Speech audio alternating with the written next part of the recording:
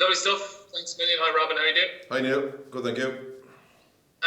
So starting off, obviously, you put out the injury update this afternoon. Obviously, because you have so many Irish internationals, there tend to be a few walking wounded players coming back. But it's been a costly couple of weeks, losing Johnny, Jameson, Gibson Park, and now James Ryan as well. Yeah, just looking at the injury update here, so we just have to wait and see how they come through their various knocks. But it's been a positive campaign, isn't it, from an Irish point of view, with all those boys involved. So they'll definitely be on a high when they come back to us, which is great. So we look forward to welcoming them back, and as soon as they get fit, taking part in training, and then making the training as competitive as it can be, really, because we've got a big block of games coming up now as well ourselves. So to get them coming in and buoyed by the results that the Irish team have had is brilliant. And in some better news, it seems Will Connors is getting a little bit closer to a return. He seems to be stepping up his training now. I know it doesn't say if he's available for selection or not, but he must be getting that little bit closer, and he must be really pleased with how he's progressing. Yeah, exactly. Again, it's a very competitive position for us, but it's great to see Will back. He's been chopping at the bit, really, so hopefully those setbacks are behind him, and he's stepping up his training. He's doing a full session tomorrow with us, so yeah, it's great to see him back. Thanks, Robin. Thank you.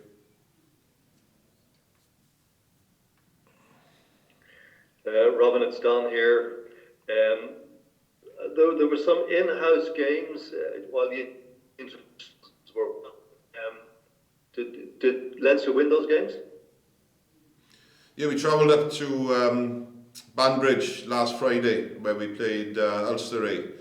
So that was a good hit out for the boys. It was very competitive. It's a bit windy, but it was good to see the guys. And we managed to finish on top up there. So the wind was a bit challenging. And Ulster had a pretty strong team up as well. So it was good to see some of these youngsters, or any of them really, to come through that and have a bit of rugby under the belt. So it was a good exercise. I think one that both Ulster and ourselves would have benefited from.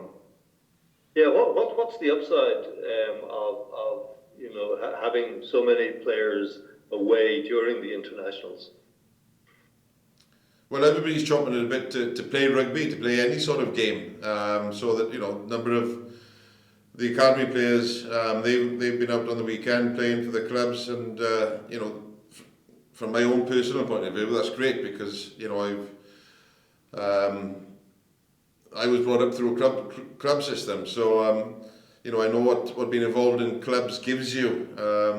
That sort of brotherhood, if you like. So it's great to see them going back and playing and getting a bit of rugby into the belt. So with the current restrictions on COVID, etc., it's been tough. The last couple of years for everybody, but to get those minutes under your belt, I think, for these youngsters and develop the rugby further, it's been great. Okay, thanks, Rob.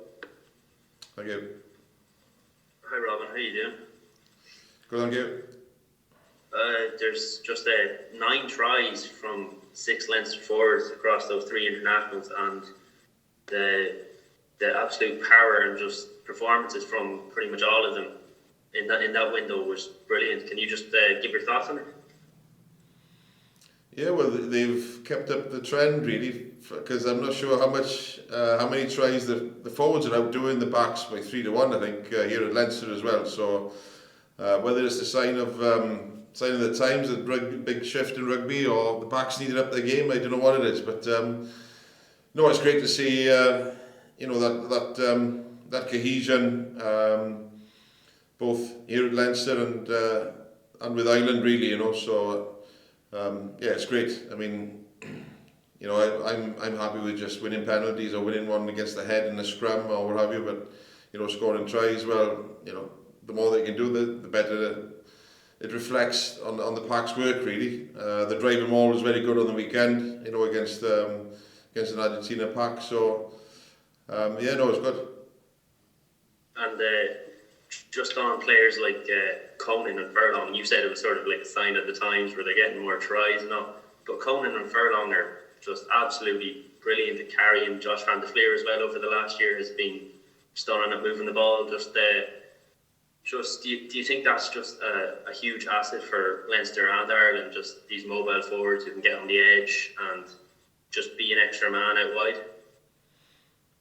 Yeah, without doubt. You can't rely on size alone. You've got to if you've got lemons, you make lemonade, don't you? And you're never going to have the biggest pack ever here, either here at Leinster or in Ireland, really. So you're going to have to play to your strengths, and I think that's what Ireland have done in the past month, definitely, and got a couple of wins under their belt, which is great, and beating New Zealand, good win on the weekend again to back it up. So that's what the modern day forward's all about, really, being able to contribute around the field and obviously nailing the set piece as well.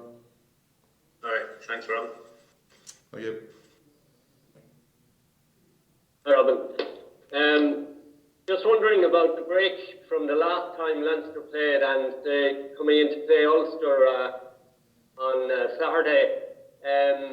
Is it strange coming in to play an interprovincial after not having played for whatever number of weeks, 4 weeks? It's a different feeling, isn't it? Normally we would have played or continue to play, Pro 14 or URC during this window.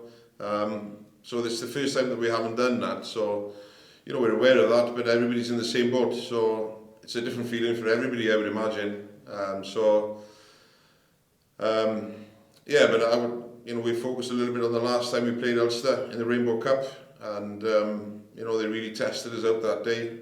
So we're under no illusions. It's going to be a tough day at the office again on Saturday against an Ulster team that'll want to prove a point, and they're hot on our heels in second place there in the table. So it's all to play for, really. And the following week, then you play Connacht, and then into the Heineken Cup.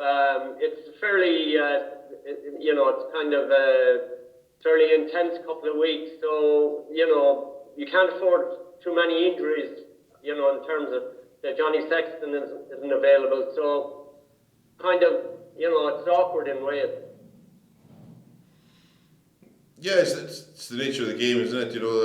Everybody's got to deal with injuries at some stage. So, yeah, like I said, it's a big block of rugby coming our way now, with Interpros, with Europe.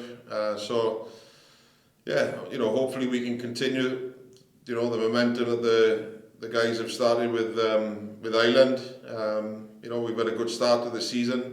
So if we can just keep on top of it and maintain those standards in training and maintain our habits, then hopefully we'll be there or thereabouts at the end of the year. But definitely an important window coming up for us.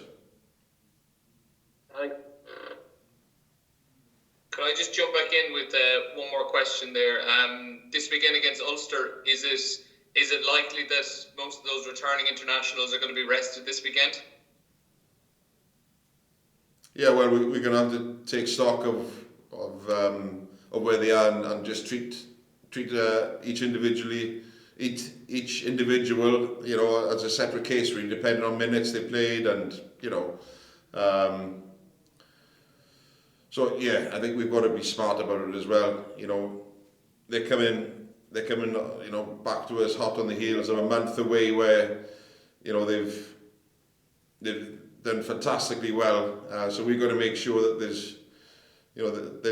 there's enough room first, let them get rid of some stuff, both mentally, so that there's room for other things to get into their heads, and but we've got a strong squad. We're blessed with some excellent players, some class players that have been here for the past month or so, working hard in the background. So I dare say, I'm hoping that they'll get an opportunity to show what they've done over the past month, as well as, welcoming one or two back. That's the way that I see it anyway. Lovely. Cheers, Robin. Thank you. All right, thanks very much, guys. That's it for Robin. I'll bring Devin in now in a moment. Thanks again, Rob. Cheers, guys. Son of Cheers, Cheers, Robin. Okay, good boys. Cheers, Robin.